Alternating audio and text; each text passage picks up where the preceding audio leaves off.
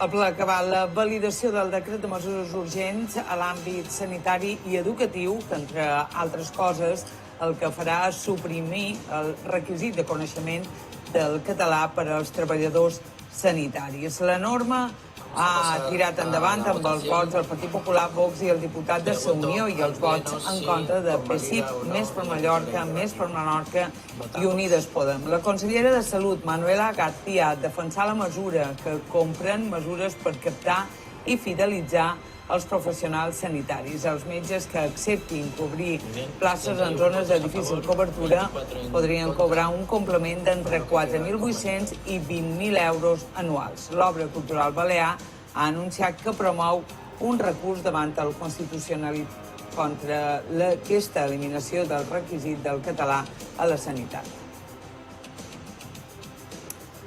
Toni Llebrés, portaveu de l'Obra Cultural Balear, molt bon dia. Bon dia.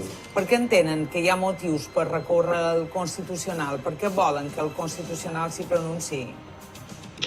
Bé, en primer terme, hem d'aclarir que l'obra cultural, lògicament, el que farà és promoure aquest recurs d'inconstitucionalitat perquè el puguin interposar els qui legítimament ho poden fer, que en aquest cas s'havia triada, són 50 diputats del Congrés, membres del grup parlamentari socialista i del grup parlamentari plurinacional de Sumar. Hem iniciat el contacte amb aquests dos grups i, de moment, la receptivitat ha estat positiva i confiem en que acabaran acceptant la nostra proposta. Però anant concretament a la pregunta, nosaltres tenim dubtes sobre l'adequació d'aquest decret llei a la legalitat vigent per diversos motius. El primer de tots és perquè se tracta d'una figura que està prevista únicament per situacions d'una necessitat extraordinària i urgent. Nosaltres considerem que no se donen aquestes condicions perquè no tenim en aquests moments, actualment, és a dir, en el darrer trimestre de l'any 2023, una mancança de sanitaris diferent a la que ha estat ordinària al llarg de tots aquests darrers anys.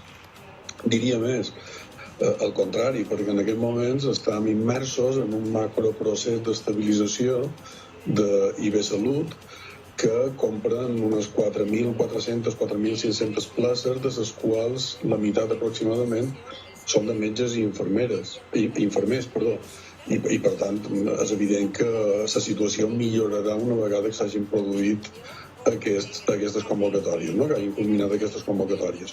I d'altra banda, sospitam que tampoc és urgent, perquè si fos així, el govern de les Illes Balears des d'avui mateix hauria d'estar convocant places en el BOI que puguin justificar, repetesc, surt d'un decret llei d'aquesta figura que d'alguna manera furta en el Parlament, furta en el legislatiu les possibilitats que té de tramitació parlamentària, de participació, d'intervenció en l'elaboració de les lleis, garanties, terminis, etc. Recorden que el decret llei és una norma aprovada pel govern per aquestes raons d'extraordinària i urgent necessitat, que després, com va passar ahir, va convalidar el Parlament amb el vot del grup de la majoria.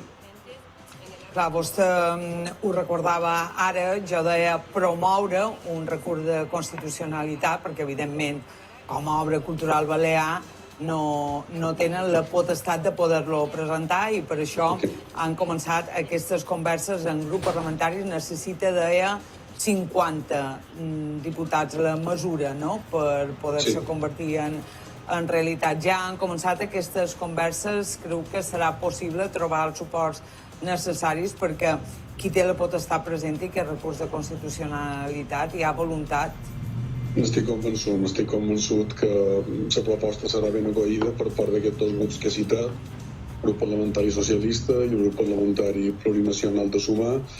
Els contactes els hem iniciat a través, com no podia ser d'altra manera, del PSIP, PSOE i de Més per Mallorca, respectivament, i confiem en una resposta positiva.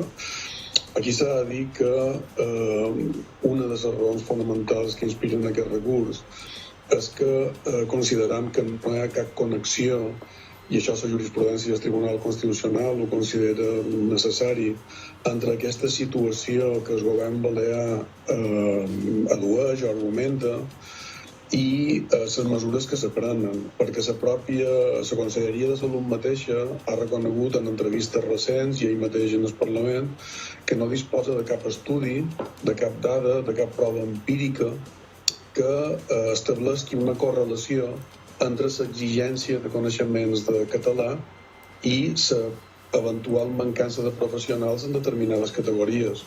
I, en canvi, hi ha molts d'elements que apunten en una direcció contrària. És a dir, en aquests processos d'estabilització en els quals ja feia referència abans, de les 2.283 places de metges i infermers que han sortit a concurs, en unes 2.000 i busques aproximadament, per tant, en el 90%, s'hi han presentat candidats capacitats lingüísticament.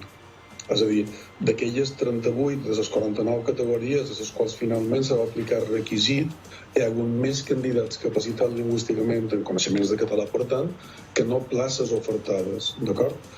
I a les altres 11 categories que se van considerar deficitàries en el seu moment, el requisit de català no s'ha aplicat.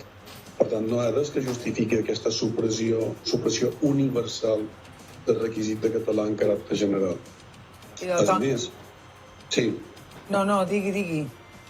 No, volia afegir simplement que aquests dies, aquestes setmanes darreres, fins i tot des del món sanitari, tant el president del Col·legi Oficial de Metges com la presidenta del Col·legi Oficial d'Infermeria han afirmat per activa i per passiva que el català no és un problema per captar professionals sanitaris, que el problema venen donat bàsicament per el cost de la vida que hi ha a les Illes Balears i per les dificultats d'accés a l'habitatge, però en cap cas la llengua ha representat mai un problema en aquest sentit.